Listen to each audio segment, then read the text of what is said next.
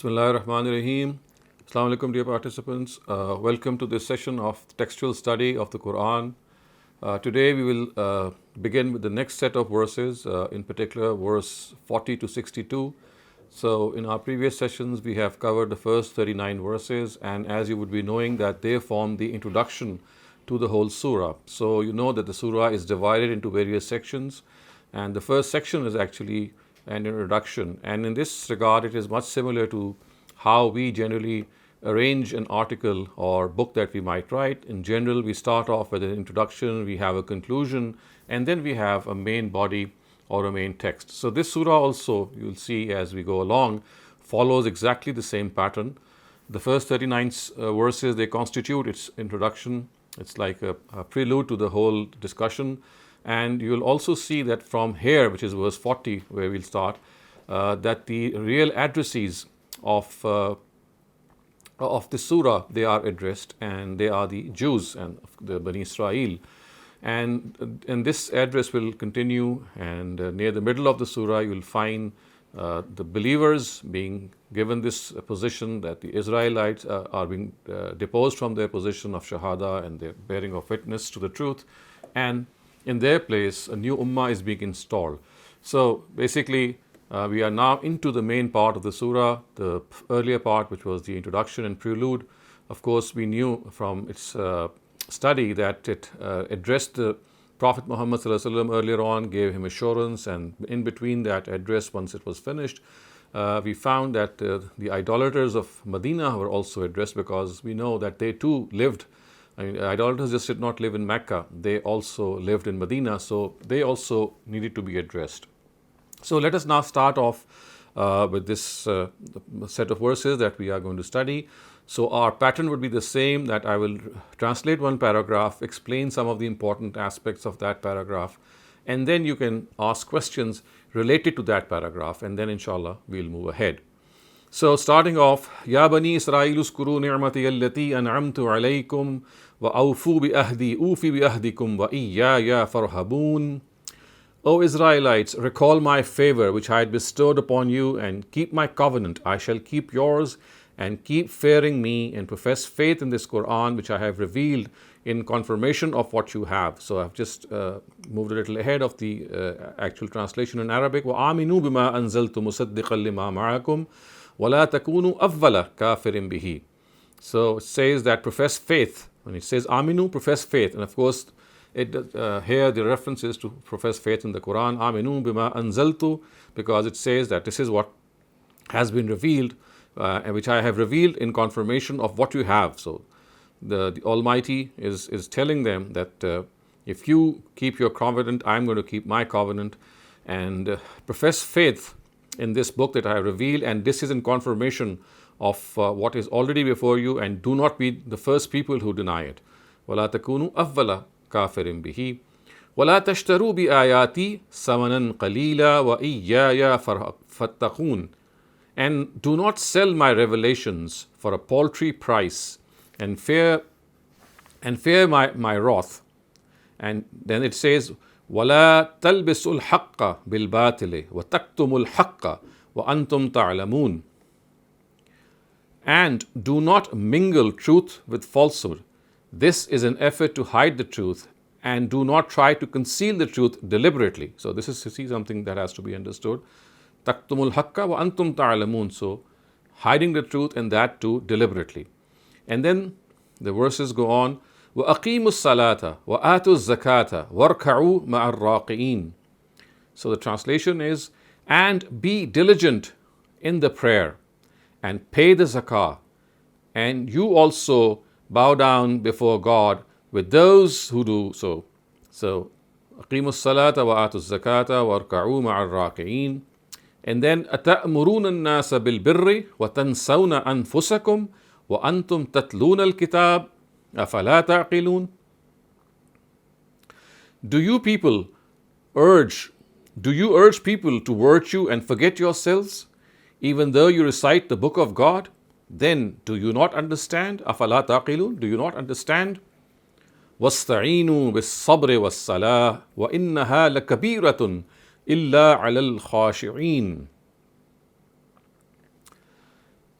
And to tread on this path, seek help from perseverance and from the prayer. وَاسْتَعِينُوا بِالصَّبْرِ وَالصَّلَاةِ. And undoubtedly all this is exacting, but not to those who fear the Almighty. So, إِنَّهَا لَكَبِيرَةٌ إِلَّا عَلَى الْخَاشِعِينَ. It is exacting for all those who do not fear the Almighty. And then the paragraph finishes here, الَّذِينَ يَظُنُّونَ أَنَّهُمْ مُلَاقُو رَبِّهِمْ وَأَنَّهُمْ إِلَيْهِ رَاجِعُونَ. So it says that it is exacting, but not for those who fear the Almighty. Now, the last part is, and who think that they have to meet their Lord, and that to Him alone also they have to return one day. So this is the first part, or the first paragraph of this section of verses. Now, a couple of things that might need explanation, I'd like to divulge them as well. So the first thing is the fact that we have to understand that the Hebrew word for Abdullah is actually Israel. So Israel is an exact translation, or Abdullah is an exact translation, so to speak, of the Hebrew word Israel. So El in Hebrew actually means God, and Isra is Abd, like in Arabic. So the exact translation of the word Israel would be Abdullah.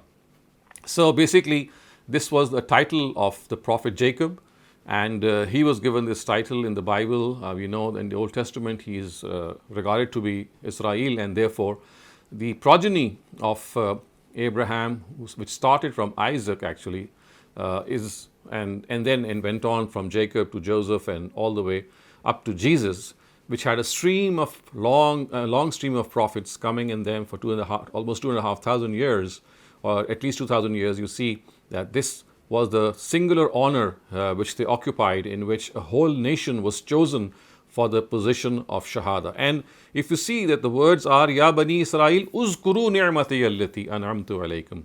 Israelites, recall my favor which I had bestowed upon you. So what was that favor? That favor was that they were actually deputed at the position of Shahada, which means to deliver the truth, to become witnesses of the truth before other people. So this was their position, and they were actually deputed on this position as a nation, as a whole, as a collectivity. So for a very large part of time, almost 2 millenniums, they were on this position, and there were instances in which they did behave, and they did, there were instances in which they were able to generally carry out some of the responsibilities, but then we had those instances as well, and perhaps they abound, in which they shirked this responsibility.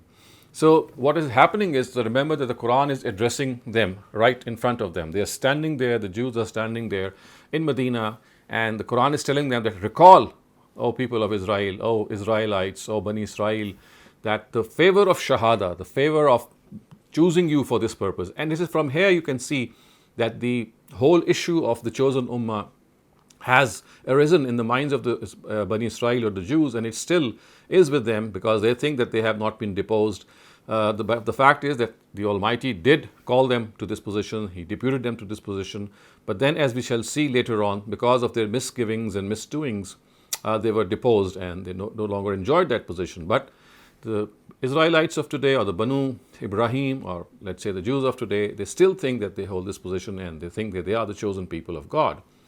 And one subtle thing that you might need to note here is, the Almighty says, O Israelites, recall my favor which I had bestowed upon you, and keep my covenant. So you see, the subtle part is the Almighty is saying it's my favor, which tells them actually, which is a very slant on their view, that they were entitled to this position. So this was something of a naivety on their part, a foolish notion on their part, and the Almighty is actually telling them that it's not that you are entitled to this position, it is me who has given you this as a favor, and therefore you need to acknowledge that. So it's my favor on you, and not that you will be people who are going to have this as a result of your own entitlement to it. Also, you can see that the next part is that وَأَوْفُوا بِأَهْدِي أُوفِي بِأَهْدِكُمْ. And if you keep your promise, keep my covenant, I shall keep yours. So if the Almighty is saying that if you keep my promise, I shall keep your promise. Now, what exactly is that promise? That promise has been mentioned in detail in the Torah, and which is that they were given this responsibility that one day, one instance in time would be such that there would be a prophet of God who would come from their brethren, their cousins, the Ishmaelites, and when they come, they will have to believe in him. And such is the importance of this covenant. You can see that at the very beginning, the Almighty has reminded them that if you fulfill your promise, and I will fulfill my promise to them, which was that they will always be in this position of Shahada, and they will always be the foremost nation of the world. So, what exactly was their promise? And you can see that I'm just going to read out a text from the Torah, which will tell you that this promise, what the nature of this promise was. So, this is the book of Deuteronomy. The book of Deuteronomy is the fifth book of the Pentateuch, the first five books of the Old Testament. So, just listen to what this prediction says. The Lord your God will raise up for you a prophet like me among your own brothers. So, this is Moses talking to them. The Lord your God will raise up for you a prophet like me among your own brothers, referring to the Ishmaelites. So, remember, the Ishmaelites are descendant from the prophet Ishmael, and the Israelites are descendants from the prophet Isaac. So, Moses is telling them that there is going to be a time in which there's going to be a prophet like me. His likeness would be, he would resemble me in many of my positions and many of my measures that I would take. And when he comes to you, you must listen to him. And then it says, I will raise up for them a prophet like you from among their brothers. I will put my words in his mouth, and he will tell them everything I command them. If anyone does not listen to my words that he speaks in my name, then I myself will call him to account. So you see, this was the promise which the Israelites were bound to obey and to honor. They were told that yes, this is something that's going to happen. And remember, this is coming from the mouth of their own prophet, their own celebrated prophet Moses. So Moses is telling them that when this happens, of course he never knew when this would happen. We know the prophet came after him about more than a millennium after he departed.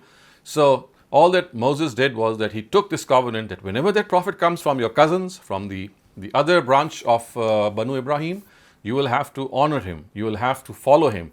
And look what it says near the end. If anyone does not listen to my words and speaks in my name, then I myself will call him to account. So you see, this was the vehement nature of the promise. And one thing that you can clearly see, you've just read the first verse, that how important it is to read the Torah and have a knowledge of the Torah, because unless you don't have this knowledge, you will not be able to connect to these words. You see, the Quran is speaking to the Jews as if what the Torah has told them is known to every person. So if you don't know what this promise is, we'll just get confused at what exactly is the promise God is talking about. So it's clearly understood to the Israelites of those times that it is a reference to their own book, and hence the importance of reference of the Quran to the holy book. And in this regard, you have to understand that as far as this understanding is concerned, that unless we are able to have recourse to some of the previous scriptures in this regard, you will not be able to understand the purport of the Quran in totality. So, the next part that we need to understand regarding some of the issues which have been raised here is that the Quran says, وَآمِنُوا بِمَا أَنزَلْتُ مُصَدِّقًا لِمَا مَعَكُمْ وَلَا تَكُونُوا أَوَّلَ كَافِرٍ بِهِ. And it says that profess faith in this Quran which I have revealed in confirmation of what you have. So the Almighty says, now is the time that prophet has arrived. That prophet has arrived, and now you have to keep that promise in mind. And look what it says, that it is come as a confirmation. It's a revealing confirmation of what you have, referring to the predictions of the arrival of the last prophet, which were found in the Torah and which we have studied elsewhere when we were studying some of the other sessions or other courses. So I have, it's not the occasion here, but of course there are detailed articles and sessions on this in which you will see that the arrival of the last prophet was predicted in such clear and such vehement words that unless you are in a position to to deny it intentionally, as the Quran has said, وَأَنْتُمْ تَعْلَمُونَ, that it's not that you're denying this prophet because of any confusion. You know that أَنْتُمْ تَعْلَمُونَ, your denial is deliberate. So one important thing that we have to understand here is that the Quran speaks of the fact that when the Almighty says that you have to believe in God, in this book, then it's a book which has come in confirmation of the predictions about which the Torah is very vocal, and it says that, look here, this is the book of God that is going to be revealed. The last prophet has to come, and now that he has come, with this book, you have to profess faith with him, which actually tells us that the arrival of the last prophet was so clearly predicted in the previous scriptures. And the important thing which also here has to be noted, as I have just also referred to, is the fact that it says, وَلَا تَكْتُمُوا الْحَقَّ وَأَنْتُمْ تَعْلَمُونَ. So it says that do not mingle truth with falsehood and do not try to conceal the truth deliberately. So this was the biggest, you can say the biggest mistake or the biggest blunder which the Jews, or of course we can see clearly that here that their scholars are being addressed, because it was they who would mix up truth with falsehood. It was they who would hide some of the verses of the Torah from their common masses, which predicted the arrival of the last prophet. And you can clearly see, dear viewers, that this was the reason for the Almighty's anger, which rages throughout Surah Baqarah, is because of the fact that they consented to Moses that yes, we will honor the covenant. But when the time came, they became its first rejectors. You see, the Quran says, وَلَا تَكُونُوا أَوَّلَ كَافِرٍ بِهِ. You were supposed to profess faith as soon as the book arrived, as soon as the prophet arrived. And what happened? You became its first rejectors. So it's like a pity, a sorrowful situation, a sorry figure that they have painted in this regard. And now also please pay attention to these words, that it says that وَلَا تَشْتَرُوا بِآيَاتِي ثَمَنًا قَلِيلًا. So this means that do not sell my verses for a paltry price, which means that, I mean, when you are doing so, you absolutely know what the truth is. But when you give preference to disbelief, what you're doing is that you are selling God's revelation for a paltry price. Ishtara, the word ishtara, which actually means to sell, in ancient Arabic, and still in a lot of usages, it refers to giving preference to something. So it's like saying that you are giving preference, as the words say, in a way that you are the first rejectors of this book, as it says, and then at the same time you are the ones who are selling my verses for a paltry price. Of course, this doesn't mean that you can sell the verses if you get a hefty price. It's just a manner of expression in which the heinous nature of their crime is being expressed. So it's not that they can sell it for a good price. And it says that you are selling it, and that too for a paltry price. This is the stress that has to be understood. And then you see, one of the important thing is that this concealment of the truth, which you can see is apparent from the verses of the Quran, says, "La talbisul haqqa bil batili wa taktumul haqqa," that do not hide the truth. Now, what was this thing that they were doing? If you study the rest, the areas in which the Jews have been addressed in some of the other surahs of the Quran, and here also as you go along, the biggest blunder, or I would say the biggest concealment they were guilty of, which is evident from other parts, is that they wanted to sever the connection of Prophet Abraham with Arabia, so that the arrival of the last prophet would not be connected to Prophet Muhammad, because it was he who actually was the person sent as the last prophet from the land of Arabia. So they tried to sever this connection of Abraham to Arabia, and all those places which are mentioned in Arabia as the places in which Prophet Muhammad would be there, and he would actually be in a position to bear this last witness. And before him, centuries before him, Prophet Abraham, who settled his son Ishmael, the eldest son, there.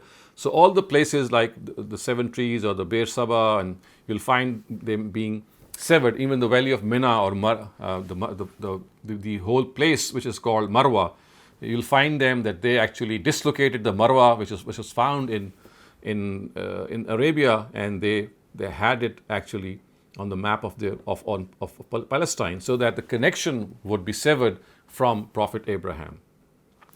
Another thing that you might know here is that the Quran is telling them that وَأَقِيمُوا الصَّلَاةَ وَآتُوا الزَّكَاةَ, that you be diligent in the prayer and also pay zakah, which tells them, I mean, this which is something which is of a very common knowledge to them, that yes, salah and zakah was something that they knew well, and they had disfigured them. We know they had made changes in them, and we know that as the Quran at one place says azar salah, that they had ended up wasting parts of its posture. So we clearly see that the Jews still pray, but they don't pray in a way that was ordained for them.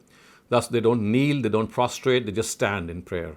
So parts of the prayer were neglected by them. Similar was the case with zakah. So you see, what the Quran is doing is, it is pointing out their chart sheet, and at the same time telling them that, look, this is the covenant that you had yourself said that you would honor. And you were the people to whom Abraham and earlier on your own, all prophets, including Moses and David and Jesus, had said that you must stick to Salah and Zakah. But you are the ones who did not properly honor this covenant. And not only did you not honor the coming of the last prophet, but you also are guilty of forsaking Salah and Zakah. So again, this is this tells us that we have to we have to understand that Salah and Zakah, which is the prayer and Zakah, they are not rituals which were started by Prophet Muhammad. They were started much earlier, with the inception of the Sharia, which was given to Abraham, and even before him, we find these practices, these worship rituals, to be there. So another thing that you might need to note here is this verse 33. It starts off with أَتَأْمُرُونَ النَّاسَ بِالْبِرِّ وَتَنْسَوْنَ أَنفُسَكُمْ وَأَنْتُمْ تَتْلُونَ الْكِتَابَ, which shows that you urge people to virtue and forget yourselves, even though you recite the book of God. So now you can clearly see that the Quran is actually primarily addressing the leaders and the scholars of Jews, and not the commoners. It's not addressing the commoners, but because they were guilty of this, that they would ask people to be good, to be righteous, but they themselves had a very bad character. And this is something which has been portrayed also in the gospel, when Prophet Jesus actually reprimanded them. Let me just read out a part of that from the gospel. So you can see that this gospel, the part that I'm going to read out from you, is from the Gospel of Luke, and this is chapter number 11, verse 46. And exactly here, as the Prophet Jesus had said, or Prophet Muhammad, in the times of Prophet Muhammad, when the Almighty was telling these Jews that you are people, you scholars are people who enjoin justice and virtue and righteousness and piety to other people, but look at your own selves, who you are. So look how Prophet Jesus addresses them. So this is Gospel of Luke, chapter number 11, verse 46. He says, "And you experts in the law, woe to you, doomed be you, woe to you, perdition be to you, because you load people down with burdens they can hardly handle, and you yourself will not lift one finger to help them." So this is how they would ask people to do things that they never be able to do themselves. And as a result, you can clearly see that Prophet Jesus, when he was there with them in his own times, he reprimanded them. And at one instance, the Quran has even said regarding Prophet Moses that "La takunu kallazina azaw Musa," O Israelites, or people of the followers of Abraham and Abrahamic religion, or Bani Ismail, do not be people who were the Israelites who harassed Moses, Azaw Musa, who harassed Moses, who were in a position to really make him feel the fact that as a prophet he was there for them. He had come down as a person who would give them guidance, but they ended up harassing him, and they were the people who were never satisfied. When they were in the desert of Sinai, they knew they would not be content with the food which is given to them, and we will see how this is coming up in the next section of verses. But I'm going to stop here, and if you have any questions regarding this first paragraph, now is the time to please raise them. Dr. My name is Ahmed. My question is regarding that why Quran is very specific about the Israelis, but the Quran is quite about the fate of the Ismailites. So can you just explain that on why it's happening like that? This is because, you see, Israelites were given this position of Shahada, which means to bear witness to the truth, and this actually continued for about 2,500 years. And there were prophets which came to the Israelites one after the other, and there was a time in which the prophet who would be leaving would actually would baptize the prophet who would be following him, and this was as if in a chain that one after the other, several prophets came. So a nation who had a history of 2,500 years of prophets coming to them, and they're being actually deputed to this position of bearing witness to the truth, and continuously they're not honoring their promise, and they're not honoring the arrival of the last prophet. And before even we speak about the last prophet, they did the same with Prophet Jesus. So remember, Jesus was the person who they intended to crucify, although they never succeeded. And when the last prophet came, he, of course, again, they instead of acknowledging him, they denied him. So they were guilty of denying two prophets of God, and Jesus and Muhammad.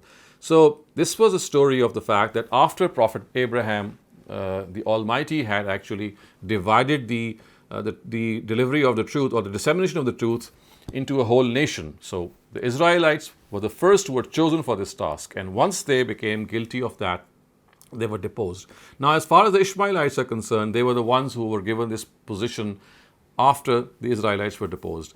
But they are told that if they follow the Israelites, then the Almighty is going to behave with them in the same way. In Urtum Orduna, and we find several verses of the Quran telling them that if they are going to follow in the footsteps of the Israelites, then my yardstick is the same for both, and I'm going to punish you as well, and you are going to be doomed as well. So today we find the Ishmaelites in their collective capacity to be equally under the law of the Almighty, in which we find them totally decimated and totally not in one collectivity, and they are at the mercy of other nations. So that law of the Almighty is still continuing. Assalamu alaikum, sir. Walaikum assalam. Sir, ye jo the phrase wala takunu awwala kafirin bihi, would you please explain it once again? Because were the Jews the first ones to negate what was revealed in Quran? How can that is, I mean, the fact is that they were the first ones to they were expected to be acknowledge the last prophet, because his arrival was predicted in their own scriptures. So they were the ones who were actually expected to believe in him, because they were awaiting his arrival. The Quran tells us at other instances that they were actually waiting for his arrival. But as a result of their own arrogance, and as a result of the fact that they could not tolerate the fact that he would come, or he should come from the cousin nation, they were the first to deny it. So the word first doesn't mean that they were first in its chronological fashion, in its historical way, because we know that earlier on the idolaters had already denied.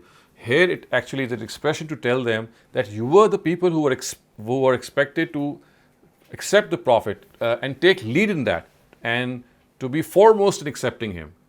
You should have been the firstmost in accepting him, but when the time came to accept him, that was not the fact. So the word first is not actually referring to the fact that they were the first in rejecting them, but it is actually pointing to the fact that they were expected to do so as soon as the prophet had arrived, but they became his first deniers. Sir. So my question is, you Right. mentioned something about Marwa. I could not get that. So you see, Marwa was the place where Ishmael was intended to be sacrificed, or this was the place when he was sacrificed. But they actually, first what they did was they replaced the name of Ishmael with Isaac, and then they said that this word Marwa is not situated in Medina, but it is situated in Mecca, but it's situated somewhere in Palestine. So that whatever predictions or whatever the Bible talks about regarding the sacrifice of Abraham, it should have no connection with the land of Arabia. It should have connection with the land of Palestine.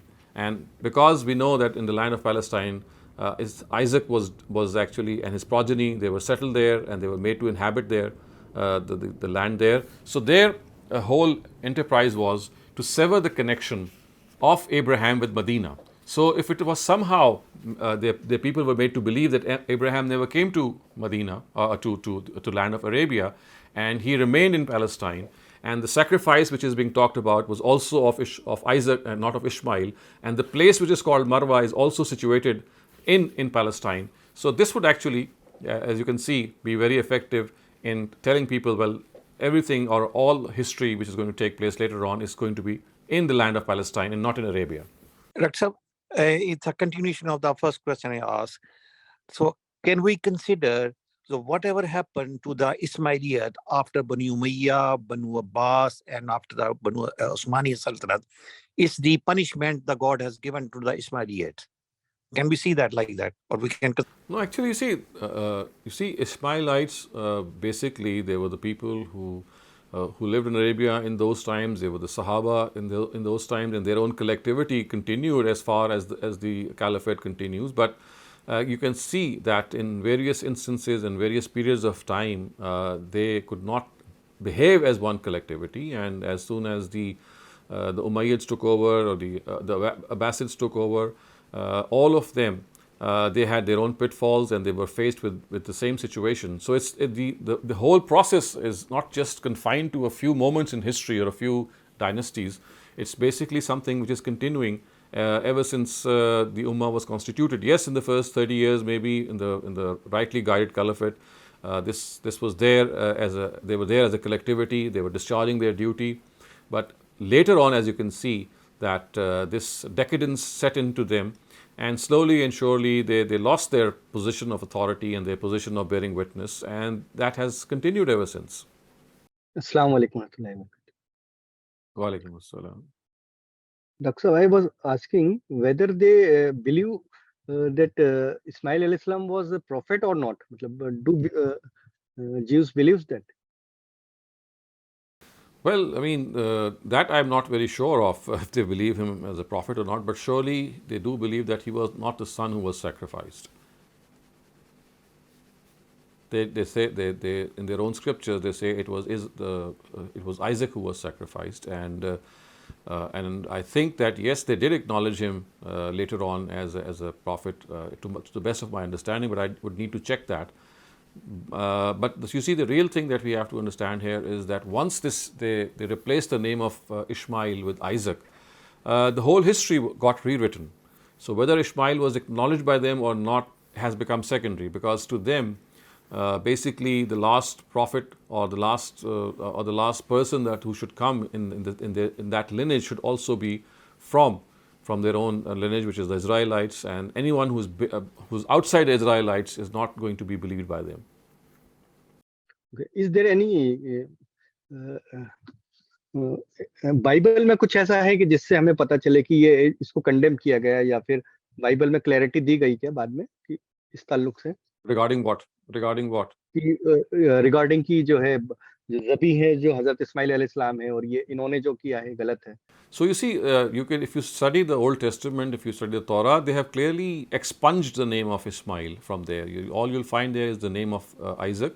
But such is this, I would say, the nature of this interpolation, that if you read Ustaz Hamiduddin Farai's book on this, you'll find in the book that how he has shown that even if the name of Ishmael has been just deleted from there, but the way it still exists, and the adjectives which are used, for example, it is said that you have sacrificed your firstborn and your only son. I mean, the words which are to be noted is that the Torah still says that the only son. So this cannot be spoken of Isaac, because he was not the only son. Ishmael was older to him. So whenever the word only is used, it can only be used when he is the only living person there. But they also themselves acknowledge that yes, Ismail was there and he was older to Isaac. So the word only son cannot be spoken of Isaac, because Ishmael was already there. So you see, there are some areas which they have still left there, which have a result. I mean, blown away their connivance, and it's like detecting them that even if the name of Isaac is not there, but the way Ishmael is not there, but the way it is mentioned, or the way Isaac is mentioned, or the way these sons are mentioned, they can clearly, only refer to Ishmael, because as I said, the only son can only be spoken of Ishmael. When he was the eldest, and as long as he was alive, he could have said, the Almighty had said, my only son. जी और कुरान में भी direct अल्लाह ताला ने condemn नहीं किया है इनके इस अकीदे के ऊपर. Which belief are you referring to? यही वाला कि वो हजरत इसाक अलैहिस्सलाम ज़बी हैं. You see, the Quran did not need to do that. All it did was it corrected history, and it has in Surah Safat and in some of the other surahs has clearly said that it was Ishmael who was sacrificed. So therefore, instead of condemning them for this, what the Quran has done, and it does so in some other cases as well, that it only set rights the history, so that people know that, well, whatever else has occurred is just a misrepresentation of history. So it's less a correction that has taken place here. Thank you. Assalamu alaikum, Dr. Shehzad. Two questions. One is, when these terms are used, Bani Israel, Al-Yahud, Ahl al-Kitab, Al-Ladhina Hadu, are these interchangeable in that, they refer to, the etymology that you shared about Israel? So are they all basically, people who follow from Jacob, or is there some nuance there in terms of Jews and Christians? And when we make a reference to Bani Israel, is that like all of them or a party of them? So that's my first question. So you see, the term Israel, let me first answer this question. So the term Israelites or Bani Israel on most occasions refers to all of them as a whole, and because you'll find the way they are addressed as a collectivity. And similarly, Al-Lazina Hadu again is something. It's just a synonym. It's just a question of referring how they got their name. So Al-Lazina Hadu, of course, refers to the name, how they got the name of Yahud, or as the Quran would say, that their origin is divulged. So they are basically, they're talking about the same people. But as far as the fact is concerned, whenever the Quran speaks of them, does it speak of all the Israelites? Yes, on most occasions it does. But there are contexts in which this could be limited. And as I said, that again, the context is the final gives the final verdict in this regard. But in my study, I can say that I don't recall, at least at the moment, that they were used in a very specific sense. Yes, the word Israelites is referring to the followers of Moses, who had later on adopted this word, and they had come into Arabia very earlier on, and they were generally addressed as a totality. Okay.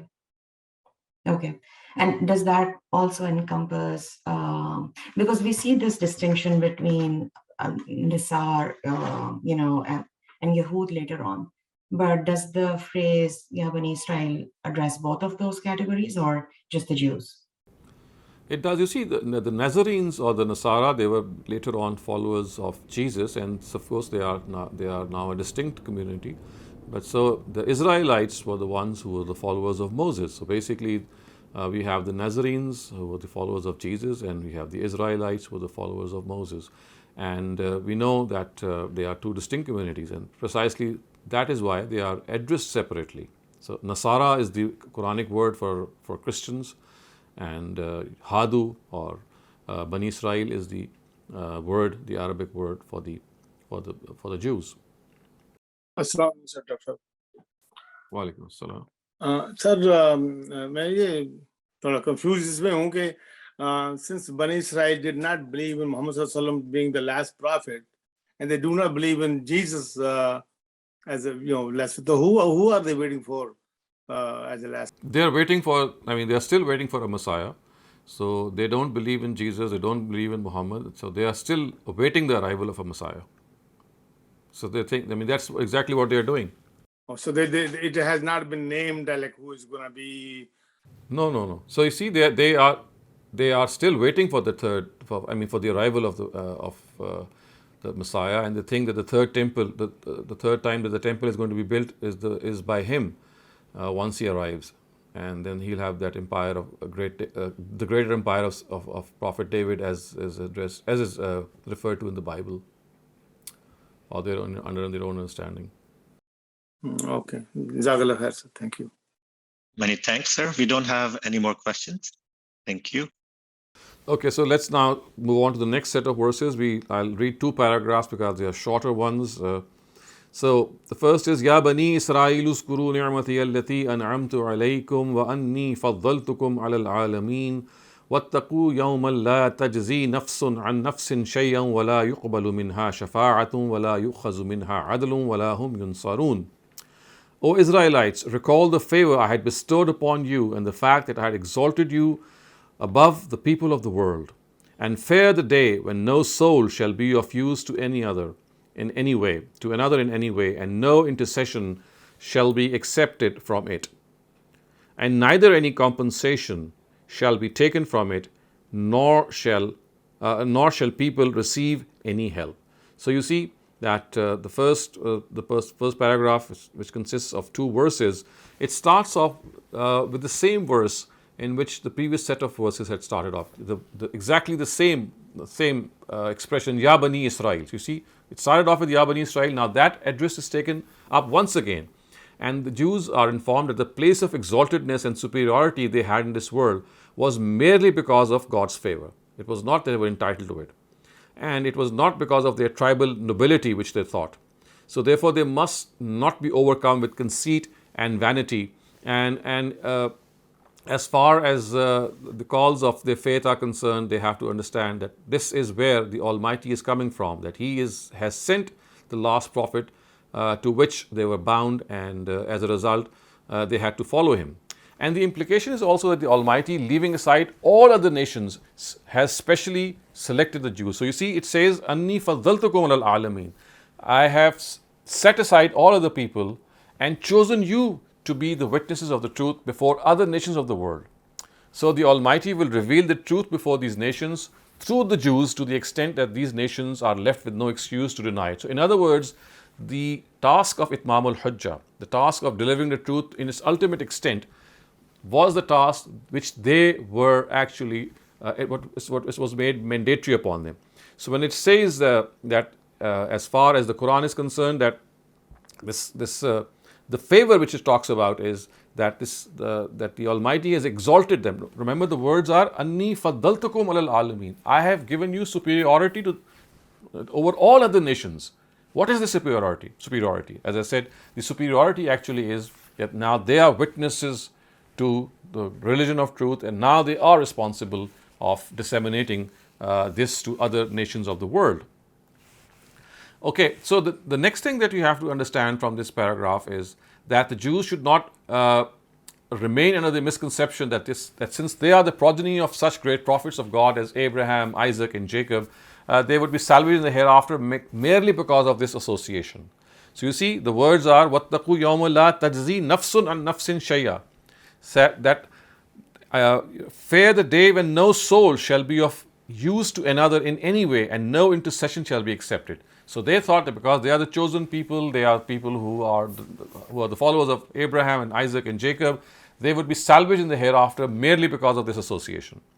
Now they should bear in mind that in the hereafter nothing but deeds will be of avail to them. So this second verse is basically directed to the fact that it's not that you are going to be salvaged because of this association, but yes, it is only when you are going to fulfill the promise which you are entrusted with to fulfill and do those righteous deeds will you be salvaged. And the important thing is that the reference to the promise the Almighty made with the Israelites in order to give them His Sharia after they had crossed the sea.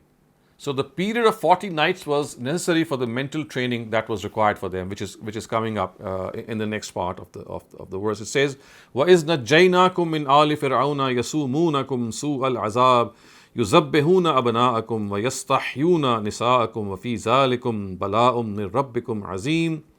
And recall, when we rescued you from the Pharaoh's people, they would brutally torture you, slaying your sons by searching everywhere for them, and sparing your women, and in protecting you from this punishment, there was a great favor for you by your Lord.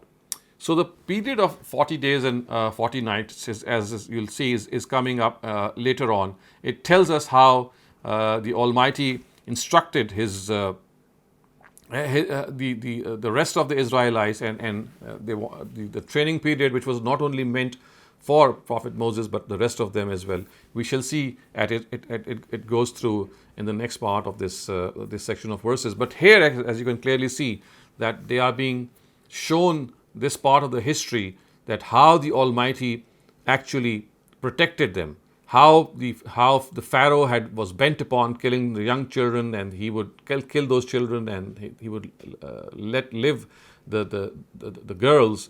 And the Quran says, وَفِي ذَلِكُمْ بَلَاءٌ مِّن رَبِّكُمْ عَظِيمٌ, that when the Almighty actually was able to secure their release from the Pharaoh, then this was how they should recall that the Almighty did not let this happen, and they were saved from this ignominy. And so you see, it's a series of recalls in which the Almighty is always telling the Israelites, look how they continued to flout the promises, to dishonor the promises that they had made. So remember, just connecting the surah and its content to the main body of this whole surah, that basically it is charge sheeting the Israelites, it is charge sheeting the Jews for what they did in history. And as a result of this, now they are being deposed from their position of bearing witness to the truth. And it's not that the Almighty has done it out of His own whims. It is because of the fact that they promised certain things to be done before the Almighty, and every time the time came to fulfill that promise or to fulfill those promises, they miserably and they ravaged this promise in a way that they themselves felt guilty of later on, as we can see that some of them did profess faith. So if you have any questions regarding these two paragraphs, please raise them, and then we'll go on to the next one. Assalamu alaikum, sir. Sir, the line, it's probably 47 or 37. It's very small, I can't read it. The fact that the past tense is being used repeatedly here. Ya Bani Israel yaskuru ni'mati allati an'amtu, which I bestowed upon alaykum you, wa anni fazzaltukum, and gave you the superiority over all alameen. So this fact that repeatedly the past tense is being used here, it means that already God has decided that Bani Israel would be deprived of all those nemats and fazal that had been. Actually, I mean, this is the charge sheet which is presented before them. I mean, the Almighty has to pronounce His decision later on in the surah. So as the surah is progressing, their crimes are being enumerated, and they are being told that look what you did, and you'll find the word is, which means to recall and to look back in history, occurs repeatedly in the surah. And it tells them that look what you did in the past. Now that you have continued to do it, now I'm going to depose you. So that decision of deposing them is going to come near the middle of the surah, when they will be deposed and the Bani Ishmael would be given the position. So it's not that the Almighty has taken this decision. He is referring to what they did in the past. I mean, when it says that uskuru ni'mati allati, the words are that you people are the ones, or your forefathers were the one who did this and who did this, and now that you are also following their footsteps, a time is now coming that because of these misdeeds, your position of responsibility is now going to be taken away from you. So it's like recalling history one by one, recalling their crimes one by one, and then as you'll see when we reach the middle of the surah, that the Almighty says that because of all these crimes and because of all these blunders that you made and continue to make still now, that we are now deposing you and replacing you with the Bani Ismail. Thank you. So is there a difference between Fadl and, Nema when we read it in the Quran, or do they? You see, if you talk about this particular passage, then it is the same. But this is not the case at all instances. I mean, they are used in a context, but because we know that the ni'mat that they were given and the fadl they were given were the same, they were given this position of authority, this position of shahada. Here it is like they are used as synonyms. But this is not the case in other parts of the Quran. As I said, they'll have to be studied or understood case to case. Thank you. And just a follow-up to that, so, there's this implication of, preferring one group of people over the other and creating, this inequality amongst, the recipients of God's blessings. So is this urged? No, actually, this is like saying that God has chosen them for a task. I mean, it's like being put in a position of responsibility, just as God does with us. I mean, He selects individuals, gives them responsibilities. So, at one instance, He chose a whole ummah for a certain responsibility. So, it's like giving them a responsibility, and that responsibility meant that they were given certain obligations to carry out. And if they carried out those obligations, of course, they would be fulfilled. As far as other nations are concerned, they were at the receiving end. So to them, it was, I mean, if they received their, whatever they wanted to have done, if they received them with open heart and they followed what they were told, I mean, they would have been rewarded in the same way. So it's just a question of who is given what responsibility. So one nation was given the responsibility of delivering the truth. The rest of them were given the responsibility of accepting the truth. So the reward would hinge on the fact that which of those discharge their duties in a befitting way. It's not that they are superior and they have been chosen for this task and hence they will have more reward. No, this is like saying that I'm giving you this responsibility of becoming the CEO of this let's say this organization, and the rest of the people are the people that you're going to serve. And of course, the other people would not be denied any reward, but because the reward is not dependent on what obligation you are given, it's more dependent on the attitude that you adopt. So the reward is going to be the same. I mean, it could be more reward for the recipients if they outshine the givers. So this should not be a means of distinction. This is just a question of people being assigned different responsibilities in a particular set of time. And the people in this context are, the nation following Moses and thereafter or before? The Israelites are, of course, the nation of Abraham, descended from Isaac, and it refers to nations which did not belong to this progeny, and therefore you can say that they were the ones who were responsible to deliver the truth to the Ishmaelites in the 2,500 years that they were there. So, for example, from Prophet in the times of Prophet Isaac right up to the end into Prophet Jesus' time, they had the responsibility of delivering the truth to the Ishmaelites and to the other nations of the world.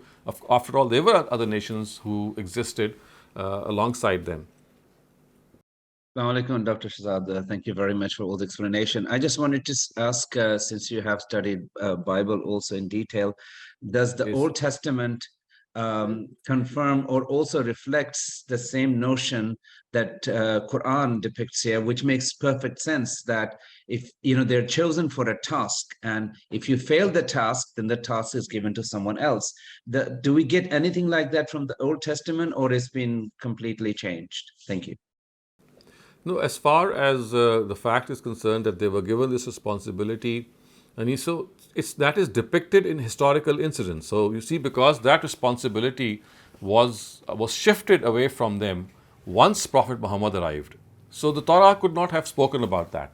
So they were given this leverage or this freedom until Prophet Muhammad. So before that, I mean, the Torah had finished its revelation in the times of Moses. So it could not have said something like that. So all that the Torah says, as we have just seen, that Prophet Moses in the book of Deuteronomy has said that the Almighty is going to reveal, is going to send us a prophet like me, and then the words of the Almighty which are quoted in the Torah are that if they don't accept this promise, if they don't honor this promise, then I'm going to take you to task. I'm going to take you to account. So this clearly shows that they were given this responsibility, they accepted it, and they were also warned that if you shirk this responsibility, if you fail in this responsibility, then the Almighty is going to punish them. Thank you, madam. So basically, the Old Testament also says that if you don't fulfill your promise, you're going to just lose. Yes. You're not chosen because of your ancestry or your genealogy. Okay, thank you. Exactly. Next question is by Abid Sahab. Abid, please go ahead. Dr. Saab, the Quran is saying that the God has saying that He has chosen this nation according to His own knowledge.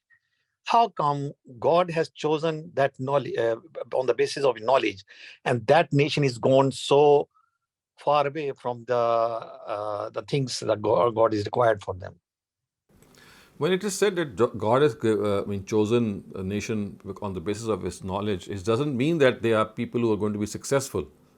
I mean, it's not that people who are successful who have been chosen by the Almighty. It actually says that the potential that they have is that they're given this position, and if they honor this position, the potential which is already there is something in which if they live up to their potential, then they will live up to the task. So what the Almighty is saying is that according to His knowledge and information, these are the people who can do it if they try to do it. So it's not that He is, destined them or ordained for them to do it.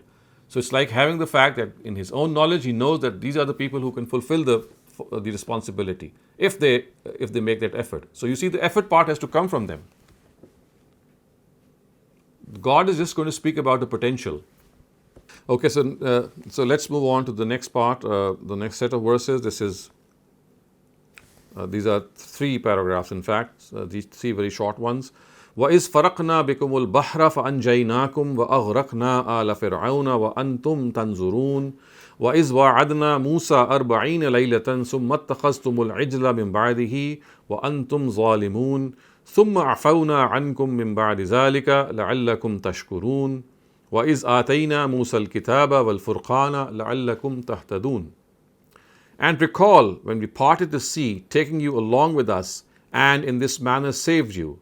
And before your very eyes, we drowned the Pharaoh's people in the same sea. So, antum tanzurun, and you were onlookers to us. You were witnesses of how this took place. And recall when we made the promise of 40 nights with Moses. Then, in his absence, you stuck to that calf, and at that time you were being unjust to your souls. Yet, after this too, we pardoned you, so that you might become grateful. And recall when we gave Moses the book, which was the criterion between the good and evil, so that you might receive guidance through it.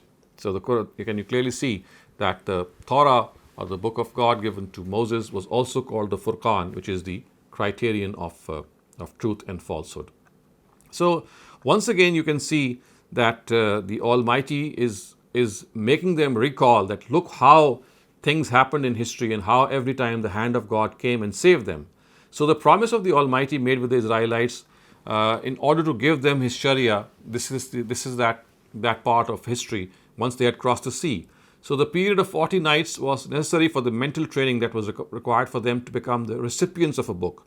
So they were in order to train them, they were made this promise that for 40 nights they would be there. And this period initially was for 30 days. But when Prophet Moses reached the mountain of Sinai, before the appointed time, the Almighty extended this period to 40 days in order to train and instruct him. So basically, it was this thing that has been mentioned there. And then you can see that the incident of worship of the calf, which is again mentioned in the Quran, you see referring to the fact that this is what they did in the absence of Moses when he had gone to the mountain to receive the Sharia, to receive the Torah. In his absence, they became entangled and incriminated with the worship of the calf. Now you see, as you go along, how frequently the Quran is making references to the Torah and the Old Testament. And unless you read the Old Testament, unless you refer to it time and again, you'll not be able to fully understand some of the important points which the Quran is making. Now, interestingly, you might note this, that in the Torah, in the Old Testament, what has happened is that the Jews have been incriminated with the prophet Aaron leading them astray in worshipping the calf. So the way this incident is portrayed in the Old Testament is that the Jews were led away, they were made to worship the calf because Prophet Aaron, who was of course Moses' brother, he was left in charge of them when Moses went to receive the Sharia. So the Torah says that it was he who had led them to worshipping the calf. And I'm going to read that's a part of the Torah from you to see how the Quran again has corrected them here, that it is not Aaron or not Prophet Harun who was responsible for this, but it was basically they themselves who were guilty of this. So I'm going to read a part of the Old Testament once again. This is the book of Exodus, chapter 32, verses 1 to 10, and see how the Torah in a very different fashion portrays this whole incident. So it says, when the people saw that Moses was long gone in coming down from the mountain, they gathered around Aaron and said, "Come, make us gods who will go before us. And for this fellow Moses, who brought up out of Egypt, we don't know what has happened to him." Then the Lord said to Moses, "Go down, because your people whom you brought out of Egypt have become corrupt. Then they have been quick to turn away from what I commanded them, and have made themselves an idol cast in the shape of a calf. They have bowed down to it and sacrificed to it, and have said, 'These are your gods. These are your gods, O Israel, who brought you out of Egypt.' I have seen these people." The Lord said to Moses, "They are stiff-necked people. They are people who are arrogant. Now leave me alone so that my anger may burn against them, and I may destroy them." So you see that basically it is these people who were guilty of going to Aaron and then incriminating him to the fact that, yes, he is the person who is responsible for making them worship the calf. And this incident of the calf, you can see, is also mentioned the way the Quran has mentioned it, by referring to the fact that this is the crime that they did. But look what the Quran has said, وَثُمَّ عَفَوْنَا عَنْكُم مِّن بَعْدِ ذَلِكَ لَعَلَّكُمْ تَشْكُرُونَ. Then we pardoned you from this. We forgave you so that you would become grateful. Even such a heinous crime as associating the calf in worship was something which was later on forgiven by the Almighty. And lastly, as you can see, that the word Furqan, as I just pointed out, is also used for the Torah. So the Furqan or the Mizan are two terms which the Quran uses for itself also, which mean that it is the criterion, it is the ultimate standard between truth and falsehood. And precisely this status was also occupied by the Torah. And this is, of course, at the time that the Torah was revealed in its original form, it had this status of judging between right and wrong. And as the Almighty says, that this is what He had done in the past, and this is how they were guilty, as you can see in the earlier part, that they hid the Torah, they changed it, they interpolated it at instances, they mingled up the predictions or the prophecies of the arrival of the last prophet, and they severed the connection of Abraham with the land of Arabia, so that they could justify the fact that, yes, Isaac was the son who was sacrificed, and it was not that it took place in the land of Arabia, but it took place actually in the land of Palestine. So I'm going to end my session here on this verse, which is verse 53. Inshallah, we'll study the next verses in our next session. So now you can ask questions regarding the paragraph that we have studied, and also, any other question that might come to your mind. Assalamu alaikum, sir. Sir, the ayah which we read, that wasta'inu bis-sabri was-salah. So can you explain a little bit more, like how we can get help with patient and with pray? I think this is something which is, evident, very self-evident, that when you say wasta'inu bis-sabri was-salah, the fact is that obtaining strength and resolve through perseverance and patience is so apparent. So, unless you have that patience in you, unless you are steadfast, you just cannot, fare well in life. So the Almighty says that in order to follow all these commandments, or in order to follow the fact that you have to honor your commitment with the Almighty regarding the last prophet and some of the other things which are mentioned in that passage, this can only be done if you are patient, if you persevere, because yes, if you accept them, there are going to be trials and tribulations, there are going to be untoward circumstances which might arise, but it is only perseverance which is going to help you in sailing through these rough seas. And the second thing which is said is bis-salah, and that is something which is also, I think, very, very evident, that something which gives you inner strength in order to follow the directives of the Almighty, in particular the ones that are mentioned in that passage, is that when you connect yourself to God through the prayer, when you connect yourself to God in a way that you feel that you are being looked after by Him, you're talking to Him and He's replying back in a very subtle way, you feel that inner strength. you draw upon that inner strength, and as a result, you are able to follow God's directive. So I think it is so natural, and in compliance to this directive also, in a very different note, the Prophet himself is also reported to have said that about him, whenever he would find things going against him, or whenever he would find himself in adversity and a lot of pressure, then he would just read the 2 rakats of prayers, and he would just beseech the Almighty. Of course, besides the prayers that he would offer, which are the 6 prayers besides the 5 prayers that we also offer. So whenever he would feel that discomfort, he would just take to namaz, to the prayer. So it's like a revival of your mental connection with the Almighty, and the greatest strength which our soul can draw is to that connection. So it is this that is being referred to here, that yes, you have to draw this strength from patience and through the prayer. And then look at what the next part of the verse says. It says, وَإِنَّهَا لَكَبِيرَةٌ إِلَّا عَلَى الْخَاشِعِينَ, that even after seeking help through patience and the prayer, following these directives is not easy. إِلَّا عَلَى الْخَاشِعِينَ, except those who fear God, and الَّذِينَ يَظُنُّونَ أَنَّهُمْ مُلَاقُو رَبِّهِمْ, they are the ones who have this hope and expectation that one day they're going to meet their Lord in the hereafter. So their driving force is that hereafter, that yes, we are going to meet Him. So if we are going to meet Him, then we have to behave in accordance with the directives and principles that we are enjoined to follow. So everything that's mentioned in verses 50 to 53, are we to understand that it's in a chronological sequence, that what's in 50 happened first, then what's in 51, then?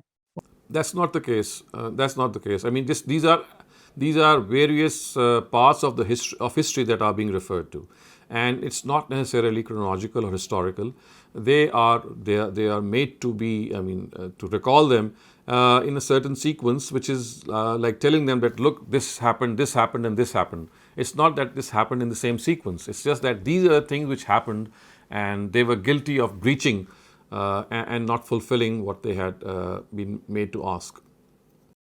So I ask it because in some translations, after verse 50, the translators start with then, and then 52 they would say then, which implies a chronological sequence. But in the translation you shared, you start with and. Yeah. So could you? Yeah. So you see, as I said, what is actually means and recall and bear in mind. So I don't know how translators have come up with the word then. And if I also interpret the word then, because there are instances in which the word then can also be interpreted as and. So when it says then, it is not necessarily that the second then is coming after the first. It's like saying that this happened and this also happened, this has also happened. So you will find that the word then is also at times used not in a sequence, but to refer to the fact that these were random things that happened, but they did happen. So then this happened, then this happened. When I also say these words in English, or maybe in some of the other languages by using the same synonym, it's not always the sequence which I am implying. Yes, there are instances in which the sequence is being implied, and then in that instance we have a very strong indication from the text itself. But as I said, it's not that the fact that the word then is always used for something which is coming after the previous one. Even the word then is used to stress or emphasize the fact that a separate incident occurred, and it has no historical sequence with the previous one. Okay, thank you. And then you mentioned that the earlier scriptures hold Aaron responsible for making the calf and leading the people into worshiping the calf, and Quran doesn't. Mm-hmm.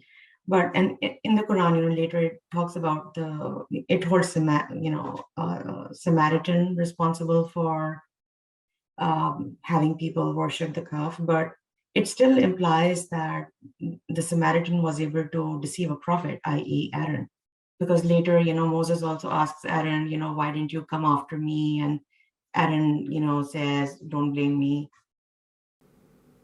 Actually, you see, what it doesn't mean that the Samaritan was able to deceive Aaron. This is not. You'll find when you read Surah Taha and some of the other places in which this incident is discussed in detail, he actually tried to stop them from doing this, and they did not listen to him.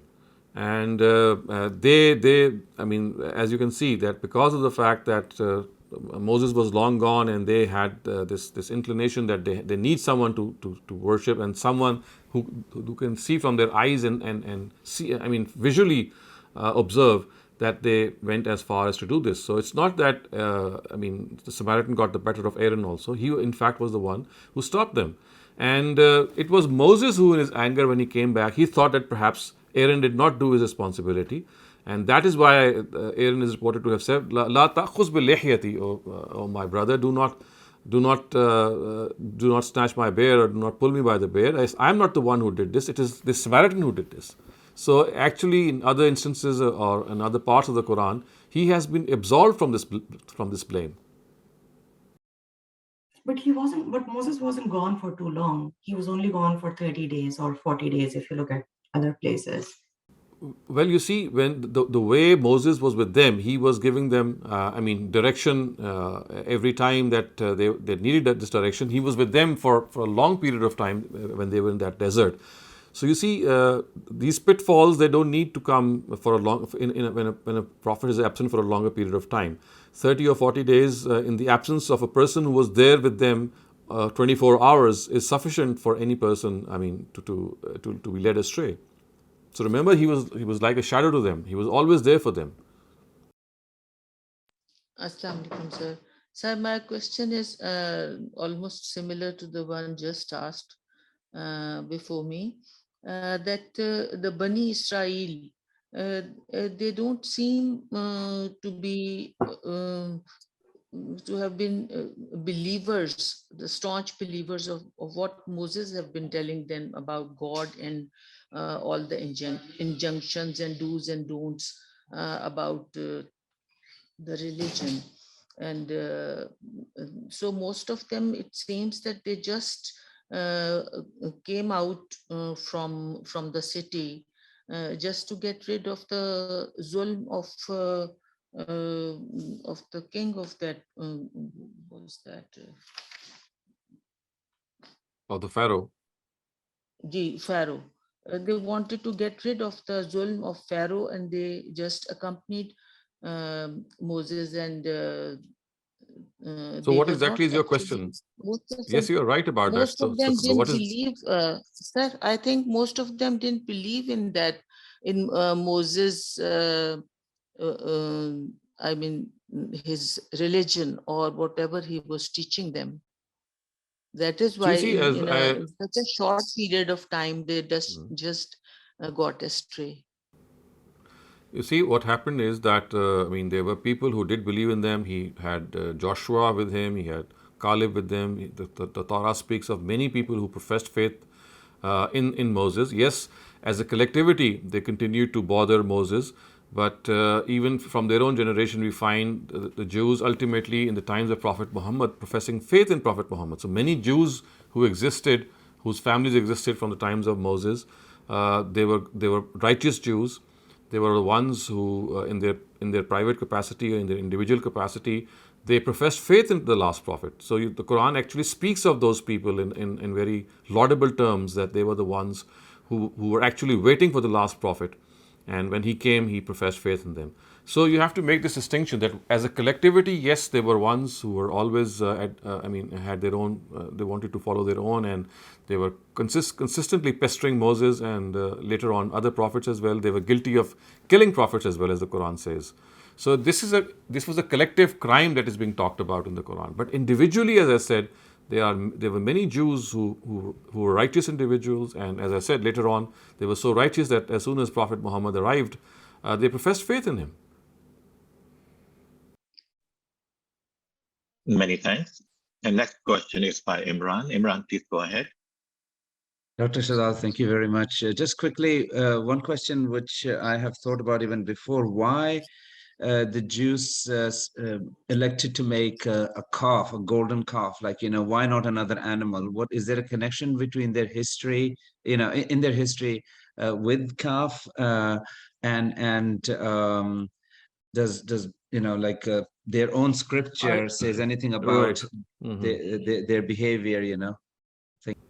I don't think so. I think this was basically a prank played by a Samari, as the Quran calls him. Samari, he was a Samaritan, and it caught their fancy.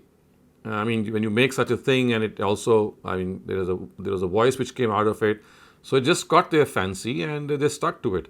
And to the best of my knowledge, I don't think that there is a connection in which a calf had a certain significance in their traditions or conventions. It was just that novelty, I would say, in which he presented the whole situation, that they became enamored with it, and they just fell for it.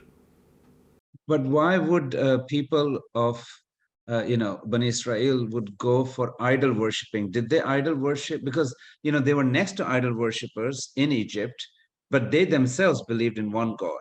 But soon after they were rescued, they crossed the water and they were rescued, they fell into idol worship. Yes, you see, what has happened is, again, and this is human nature, that it unless you have stably and very understandably and in a very rational way accepted certain facts and discovered them yourself, they are not long lasting. So it does seem that when they professed faith in Moses and they professed faith in one God, this was something which, of course, had yet to take place when Moses was to be given the Torah. But before the Torah was given to them, he actually, yes, he was guiding them, he was telling them. But it does seem that guidance and that information that they gauged from Moses had not deeply taken roots in them.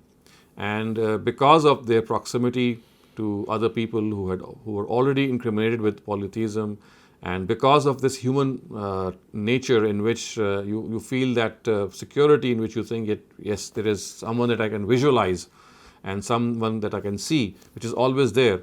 It seems that this vacuum was there in their collectivity, and they stuck to it.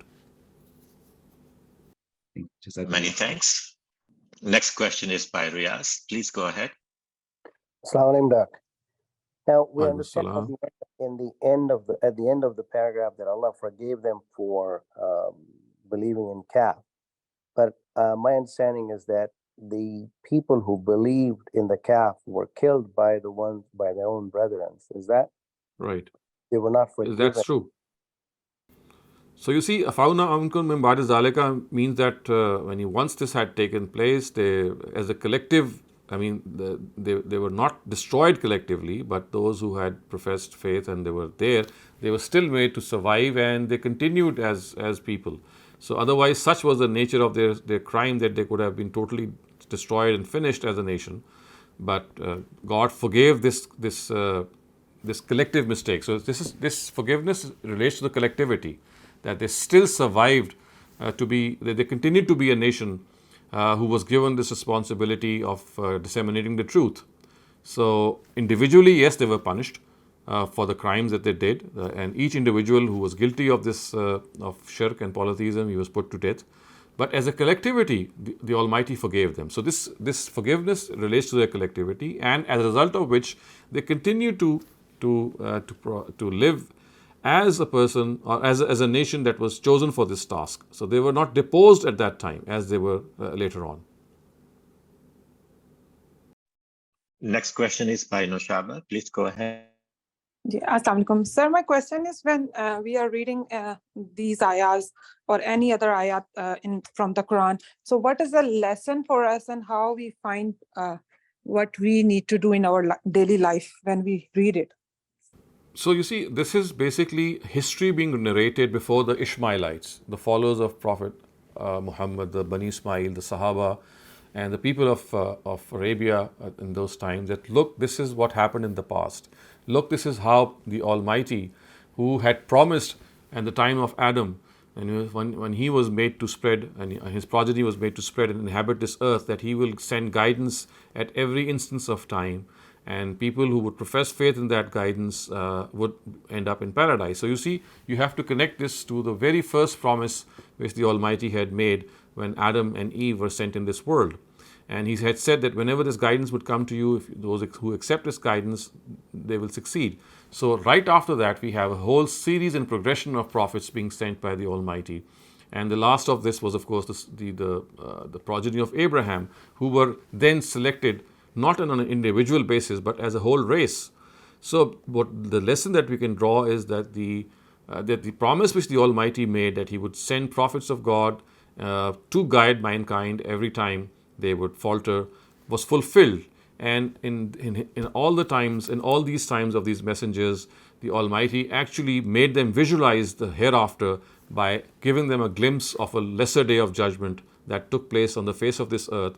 And therefore we, when we are reading this Quran, we must not forget that when these nations were taken to task for their betrayal, for dishonoring their promise, if we continue in their footsteps, our fate is not going to be any different. The only thing is that our fate has been deferred to the day of judgment. Okay, thank you, sir. So, sir, for every ayah, like the passage you read today, so whenever we read, there's a lesson for us, or like? I mean, the lesson is in the collective history. You see, these are the charge sheets. I mean, this is the whole charge sheet was presented against the Jews. And this part of history is a part of a greater whole in which the Almighty is telling them that how when people disobey the Almighty, they are taken to task in this very world. So it's like the Almighty's law of retribution that is going to manifest itself on the day of judgment. The Almighty is telling them, or telling us who are living today, that look how His law is absolutely unbiased. It is absolutely, it measures everyone by the same yardstick. And in His messenger's times, He punished people in the same manner He will punish them in the hereafter. So basically, it is this law of retribution which the Almighty is continuously reminding people living in the post-prophetic era, people like us, that look here, you have to always remain aware of the fact that this accountability is going to take place. For a whole lot of nations, it took place in this world and they were doomed or rewarded, whatever the attitude they adopted in consonance with that. Yours will be no different as well. So you see, the lesson has to be drawn in an overall way, because in a particular passage, I mean, it's a part of a greater grand scheme in which the crimes are being narrated. So the result is something that you have to draw in an overall way. It's not that each and every verse is going to give you guidance. Each and every verse is part of a greater version through which you have to obtain that guidance. Next question is by Bisma. We only have 3 minutes left. Please go ahead, Bisma. Assalamu alaikum, Dr. Saleem. My question is that, it seems that the Bani Israel seem to have a more of a visceral dislike for the Bani Ismail than they do for the Nasara, who actually, orchestrated the killing of Christ for all practical purposes. Why is that? And, in your estimation, why is that so? I think it's both ways. You see, they were guilty of denying Jesus and they were guilty of denying Muhammad. I mean, it's not that they have a specific preference for one of them. This is the charge sheet which the Quran has presented in Surah Hadid. When we study that they have denied 2 prophets. It's not just one prophet. They were guilty of denying Jesus. They were guilty of, attempting to kill him. And they regarded Muhammad, the first, when he came in his own times, to be an impostor. So it's not just this with one faction that they have this attitude. It's basically the fact that because, of course, the progeny of Jesus is still from their own progeny, maybe we feel that as if the venom is not there. And the venom is more for their cousins who have come from a different part, from a different lineage altogether. And this is also because of the fact that basically the Jews were the people who had been entrusted in the Torah that they are the ones who must follow the last prophet. Otherwise, this is one area that I do feel that their venom is really, it really stands out. Otherwise, it's the same for the followers of Jesus as well. And remember what the Quran has said, that it says that وَجَعِلُ الَّذِينَ اتَّبَوْا فَوْقَ الَّذِينَ كَفَرُوا, that because of this behavior of denying Prophet Jesus, forever they'll remain subservient to his followers. So this is a huge ignominy. So the Jews have been doomed in a way that they are being told that for the rest of their life, once they have denied Jesus, they'll always remain subservient to the followers of Jesus. So I think this is something even greater than they can think of regarding the followers of Muhammad. So my question is, again, reading 51 and then 53 and then 54. So it seems that where in 53 where it says that God gave Moses the scriptures. So that happened after Moses came back. So that happened after those 40 nights when the people had taken to worshiping the calf. So, which implies that at the time that they took to worshiping the calf, perhaps the Itmam Hujjah hadn't yet happened. But then in 54, you know, the people who went astray are slayed. So why were they punished if the guidance wasn't complete at the time that they went astray? So you see, in the presence of a prophet of God, I mean, this is something which is, I mean, it does not require a scripture which needs to be, I mean, divulged in a way that unless you have that scripture with them that you are to be punished. Shirk in itself, or polytheism in itself, is a practice which the Almighty is going to punish if it is done deliberately. And this is something which they did so, which is evident from the Torah as well, and the Quran is even more clear.